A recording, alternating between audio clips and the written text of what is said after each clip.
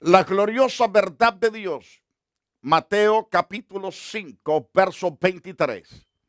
Por tanto, si traes tu ofrenda al altar y ahí te acuerdas de que tu hermano tiene algo contra ti, quiero aplicar esto en cuanto a la relación de los padres para con los hijos y de los hijos para con los padres.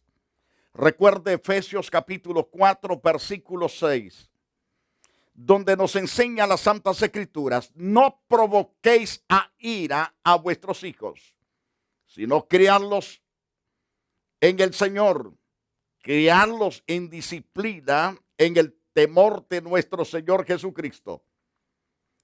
Ahora bien, venimos hablando de no provocar a ira a nuestros hijos. Qué interesante tema el que tenemos en pie. Ciertamente llevamos algunos días hablando sobre esto, pero debe de prestarle todo el cuidado a las lecciones que estoy compartiendo. El no confesar los pecados como padre hacia sus hijos, no confesar los pecados que ha cometido en contra de su hijo o dar excusas por su comportamiento pecaminoso o haciendo un esfuerzo para justificarse a sí mismo. Esto violenta las Santas Escrituras. Esto hace pisotear la verdad de Dios. ¿Cómo así, pastor?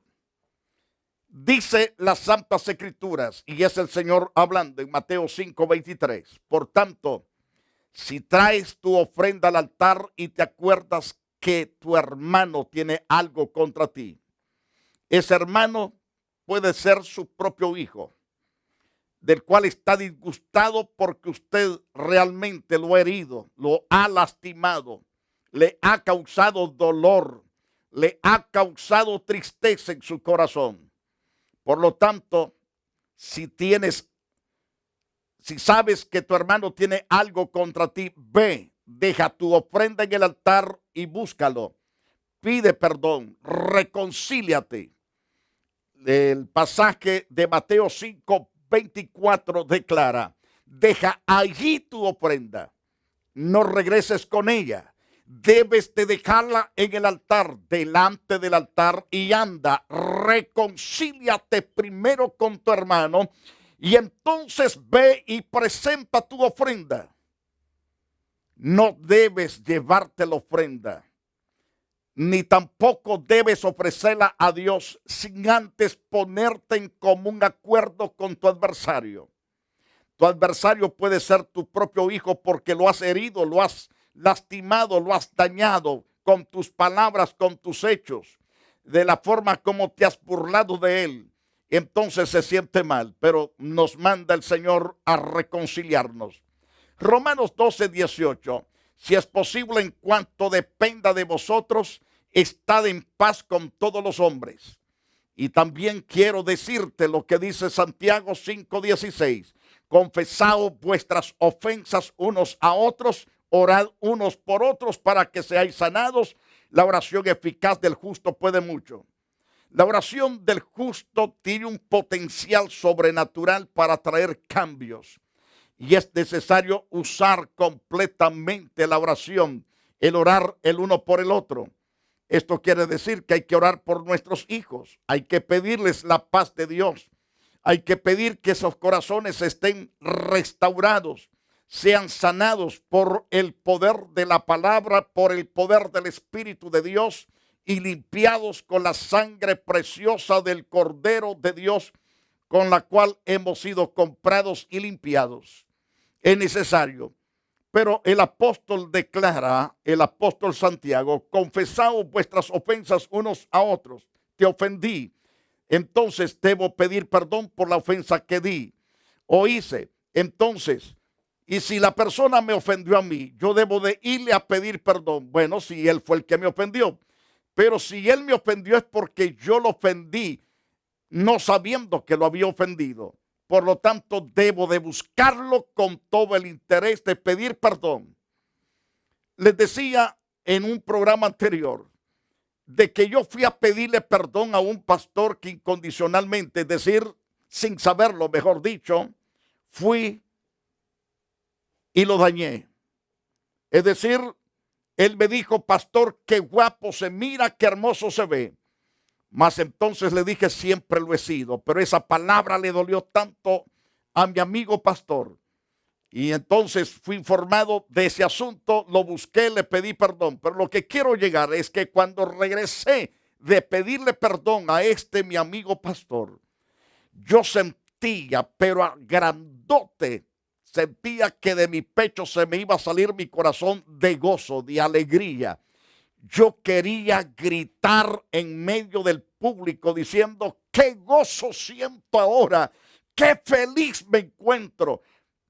Pero antes de pedir perdón, mi corazón estaba muy triste, desesperado, angustiado porque había dañado a alguien.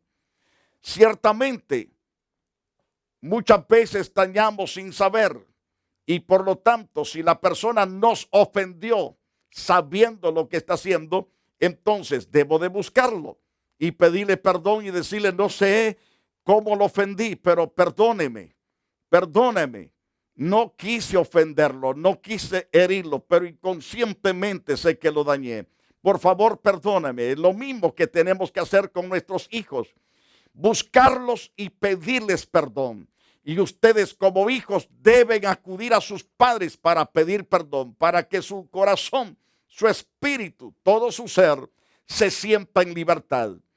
Por eso dice Santiago, capítulo 5, verso 16, confesaos vuestras ofensas unos a otros, orad unos por otros para que seáis sanados. La sanidad viene, esa sanidad quita completamente toda raíz de amargura, todo resentimiento y toda clase de odio que se sienta contra quien le ha venido a pedir perdón, que ha habido en su corazón el deseo de venir a buscarlo para pedirle perdón. Y eso trae salud, eso trae vida, eso trae esperanza, eso trae consuelo. Ahora, cuando usted rehúsa perdonar a su hijo, es decir, diciendo cosas como nunca te voy a perdonarte por lo que me hiciste o me has hecho, y al mismo tiempo exigir a su hijo que perdone a los demás por las ofensas cometidas en su contra, contradiciendo la verdad de Dios. Recuerde lo que Cristo dijo. Por tanto, si traes tu ofrenda al altar y ahí te acuerdas que tu hermano tiene algo contra ti, entonces deja allí tu ofrenda delante del altar, anda, reconcíliate primero con tu hermano y entonces ven y presenta tu ofrenda.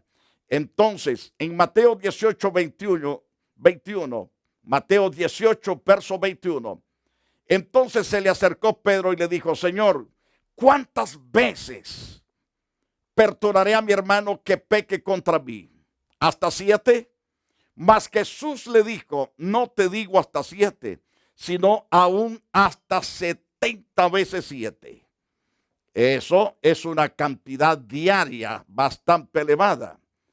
Y cuando estéis orando, también dice el Señor en Marcos 11, 25 y 26. Cuando estés orando, cuando te has tirado de rodilla, o estés clamando a Dios de pie o sentado o acostado, en otras palabras, perdonad si tenéis algo contra alguno, para que también vuestro Padre que está en los cielos os perdone a vosotros vuestras ofensas.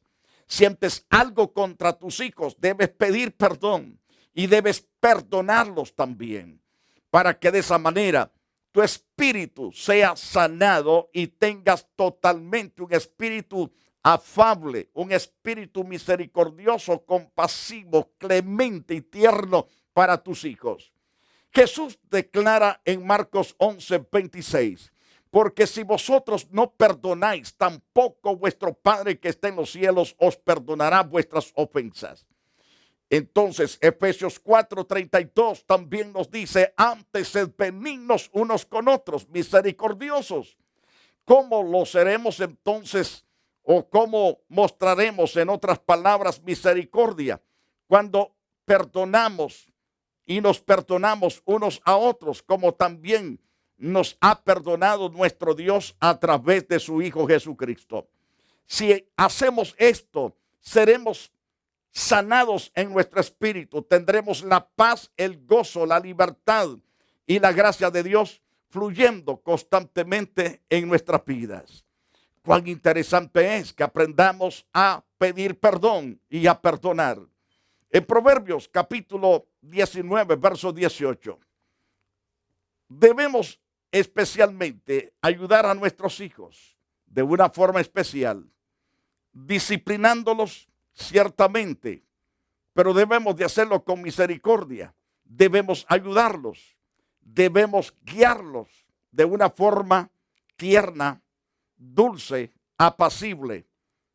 Y nos dice Eclesiastés 8:11, por cuanto no se ejecuta luego sentencia sobre la mala obra, el corazón de los hijos de los hombres está en ellos dispuesto a hacer el mal. No debemos provocar a destrucción a nuestros hijos, deteniendo también el látigo.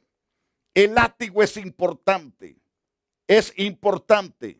No estoy hablando de desangrarlos, no estoy hablando de destruirlos, no estoy hablando de quemar tu cigarro en las espaldas de él. Libre Dios tu actitud en contra de tus hijos. Debes totalmente saberlo disciplinar, aunque yo he hablado anteriormente. Dice Proverbios 19:18, castiga a tu hijo en tanto que hay esperanza, pero no se apresure tu alma a destruirlo. No debe de ser tu meta, tu propósito, destruir a tu hijo o tu hija, sino que la disciplina sirva para llevarlo al triunfo, para llevarlo a la honradez, para llevarlo a ser persona de paz, persona de bien, a llevarlo a que sea una persona exitosa en la vida. Ese es el gran propósito que debe de haber en la disciplina. Recuerda lo que dice en Eclesiastés capítulo 8, verso 11. Y es Dios hablando tanto en Proverbios 19:18 como Eclesiastés 8:11. Por cuanto no se ejecuta luego sentencia sobre la mala obra, el corazón de los hijos de los hombres está en ello dispuesto a hacer el mal. Nuestras autoridades ciertamente se ocupan de disciplinar a los perversos que andan en las calles, llevándolos a las cárceles, haciéndolos dormir en lugares donde es pesado estar acostado, en el puro pavimento y con poca comida, y en algunos casos aguantando frío en tiempo de frío, y en otras aguantando calor por causa del calor. Entonces, debemos nosotros aprender de que son disciplinados los hombres, no importa su edad, no importa, sinceramente, no importa. Lo que importa es que el hombre, el 100%, es castigado por sus maldades. Ahora, los hijos tienen que ser disciplinados para que no sean los malos, los callejeros, los destructores, los ladrones, los asesinos, los depravados. Colosenses capítulo 3, versos 12 y 13 nos dice, vestidos pues como escogidos de Dios, santos y amados, de entrañable misericordia, de benignidad, de humildad, de mansedumbre y de paciencia. La disciplina que demos a nuestros hijos debe de llevarlos en la dirección correcta. Es decir, a que estén vestidos como escogidos de Dios, que estén vestidos de santidad y que estén vestidos de amor, de entrañable misericordia, de benignidad, de humildad, de mansedumbre y de paciencia. Esa tiene que ser la meta de la disciplina. Según Colosenses capítulo 3, verso 13, soportándoos unos a otros, perdonándoos unos a otros, si alguno tuviere queja contra otro, de la manera que Cristo os perdonó, así también hacedlo vosotros. Entonces, puede provocar a ira a su hijo cuando usted descuida al no dedicarle tiempo a su hijo para mostrarle la aplicación de la palabra de Dios en la vida cotidiana, contradiciendo las verdades eternas. ¿Cuántos padres prefieren andar pagando con sus amigos y dejan abandonada a su esposa y a sus hijos? Los hijos esperando que papá esté un rato ahí en casa, por lo menos para verlo sentado, por lo menos viéndolo ahí, viendo el partido si fuera posible. Ahora, el problema es que muchos padres se ocupan mejor del vecino y se ocupan de andar con sus diferentes amigos, pero no se ocupan de sus hijos. Y entonces los hijos dicen, pero mi padre nunca está aquí en la casa, siempre se la pasa vagando. Si no está en el trabajo, está con sus amigos. ¿Y qué de nosotros los hijos? Y entonces la señora también se siente mal. Mi esposo solo llega a dormir, a comer y a dormir y otra vez al trabajo. Y el fin de semana, en vez de estar con sus propios hijos y conmigo, se va a la vagancia. Y eso provoca totalmente desaliento, desespero, angustia, tanto a la esposa como a los hijos. Dice Deuteronomios capítulo 6, verso 6, estas palabras estarán hoy en tu corazón. Estas palabras que yo te mando hoy deben de estar en tu corazón. Preste atención lo que Dios declara por Moisés. La repetirás a tus hijos la palabra, hablarás de ellas estando en tu casa y andando por el camino al acostarte y cuando te levantes. Entonces, esa es la orden de Dios. ¿Por qué? Porque el no tener nosotros paciencia de estar con nuestros hijos, los estamos llevando a una situación terrible y debemos de cambiar de actitud. Entonces, recuerde que es importante amar a los hijos en todo aspecto, en todo aspecto. Ok. Muchas veces los padres son el problema en provocar a ira a sus hijos. Quiero hablar parte de este punto interesante. Recalco lo que dije al principio. Muchas veces los padres son el problema en provocar a ira a sus hijos. Y vosotros, padres, no provoquéis a ira a vuestros hijos, sino criadlos en disciplina y amonestación del Señor. Los padres pueden ser parte del problema en provocar a sus hijos a ira. La siguiente información es excelente, aunque no completa. Presenta principios bíblicos. Tal vez quisiera preguntarle a tus hijos acerca de su punto de vista en estos puntos que quiero presentarles a continuación. La falta de armonía matrimonial. Cuando ambos padres viven como perros y gatos mordiéndose, peleando, discutiendo, por todo pelea, por todo discuten. Discuten por los hijos, discuten por la ropa, discuten por todo descuido, discuten hasta por el perro, por el gato y por todo están peleando. Y los hijos los observan. Están los hijos diciendo, qué par de viejos estos que nunca se aman, nunca se respetan, cómo se maltratan, cómo se hieren, cómo se lastiman y cómo nos afecta a nosotros también. Eso ocurre cuando un esposo y su esposa no desarrollan el ser una sola carne.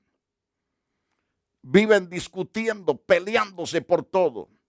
Entonces la intimidad fue diseñada por Dios. Pero esa intimidad ciertamente también está descuidada y por eso es que viven amargados ambos, porque ni uno ni el otro se satisface íntimamente. Y por no satisfacerse íntimamente amanecen amargados, amanecen con la hiel destripada y entonces, Dios mío, ¿quién los soporta? Hasta el perro y el gato tienen miedo de ellos, cómo se gritan, cómo ultrajan hasta los animales. Y esta es la situación, terrible, terrible. Dice el Señor Jehová nuestro Dios, hablándole a la pareja. Por tanto, dejará el hombre a su padre y a su madre y se unirá a su mujer y serán una sola carne los dos, una sola carne. Esto quiere decir que debe de haber completamente unidad matrimonial, debe de haber armonía, debe de haber satisfacción, debe de haber banquete en la intimidad. Cuando el hijo observa amargura en los padres, es susceptible a adquirir pensamientos de amargura, motivos y actitudes y acciones que ha visto como ejemplo en ellos. En el libro de Hebreos, capítulo 12, verso 15, nos habla el sagrado escritor sobre la amargura, y nos dice con toda claridad: mirad bien, no sea que alguno deje de alcanzar la gracia de Dios, que brotando alguna raíz de amargura os estorbe, y por ella muchos sean contaminados. Imagínate, la amargura tuya como esposo, la amargura de tu esposa está contaminando a tus hijos, a tus hijas. Y por no decirlo, también podemos anexar a tus yernos, a tus nueras o a tus cuñados, cuñadas, a tus otros sobrinos. Se sienten amargados por tu actitud. Debes de llevar totalmente esa situación a Jesucristo. Debes presentar ese problema que tienes. El problema que hace falta, la compatibilidad entre ti, tu mujer, entre la mujer y el marido. Ese problema solamente Dios puede arreglarlo. Y una vez que Dios traiga los cambios, entonces se va a poner todo armonizado. Todo estará en paz, tranquilos. Dios arrancará toda raíz de amargura. Pero por lo tanto dice, mirad bien, no sea que alguno deje de alcanzar la gracia de Dios, que brotando alguna raíz de amargura os estorbe no alcanzar la gracia de Dios. Es decir, el gozo, la paz, la alegría, la libertad. Eso se pierde, no se puede alcanzar por causa de la amargura. Os estorbe y por ella muchos también sean contaminados. Hay que evitar que otros sean enfermados con la amargura. Por lo tanto, hay que reflexionar y caminar rápido en dirección a Jesucristo, no olvidándose. Donde Pablo dice, quítense de vosotros toda amargura, enojo, ira, gritería, maledicencia y toda malicia. Esto pues digo y requiero en el Señor, que ya no andéis como los otros gentiles que andan en la vanidad de su mente, teniendo el entendimiento entenebrecidos, teniendo su mente entenebrecidas, que andan en la vanidad de su mente, teniendo ciertamente oscurecido su entendimiento, ajenos de la vida de Dios por la ignorancia que en ellos hay, por la dureza de corazón. Antes sed benignos unos con otros, misericordiosos, perdonándoos unos a otros, como Dios también os perdonó a vosotros en Cristo Jesús, Señor nuestro. Entonces, cuán importante es que entendamos que debemos el 100% pedir perdón a Dios, porque si pedimos perdón a Dios, Él sanará completamente nuestra vida. Entonces, si nosotros acudimos al ayudador, al que sabe cambiar todo nuestro ser, Él lo hará si nosotros venimos a Él.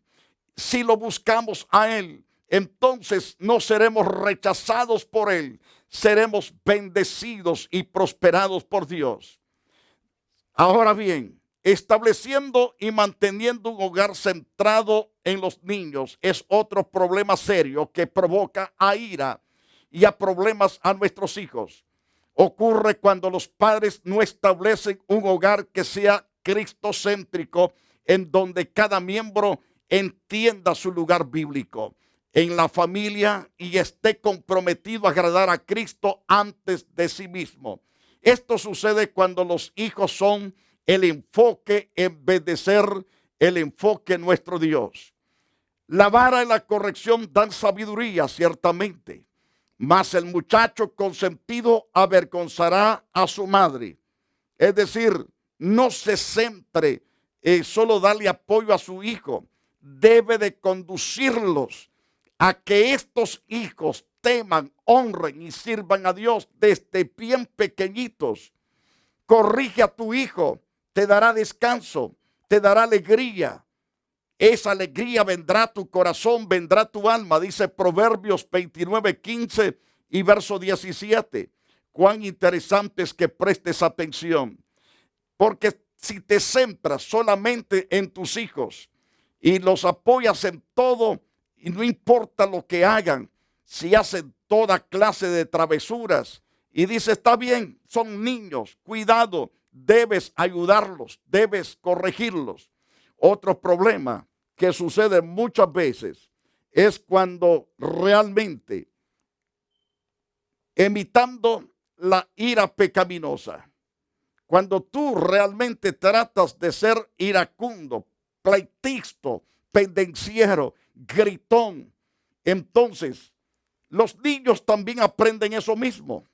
Niños que regularmente observan ejemplos de ira en la comunicación de sus padres, a menudo crecen sin ser o sin haber tenido los recursos bíblicos necesarios con los cuales podrán resolver conflictos y problemas personales.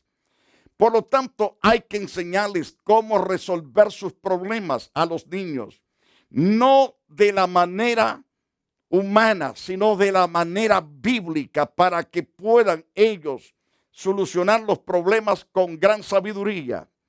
Por ejemplo, Proverbios 22, 24, 25 dice, no te entremetas con el iracundo, ni te acompañes con el hombre de enojos, no sea que aprendas sus maneras y tomes lazo para tu alma.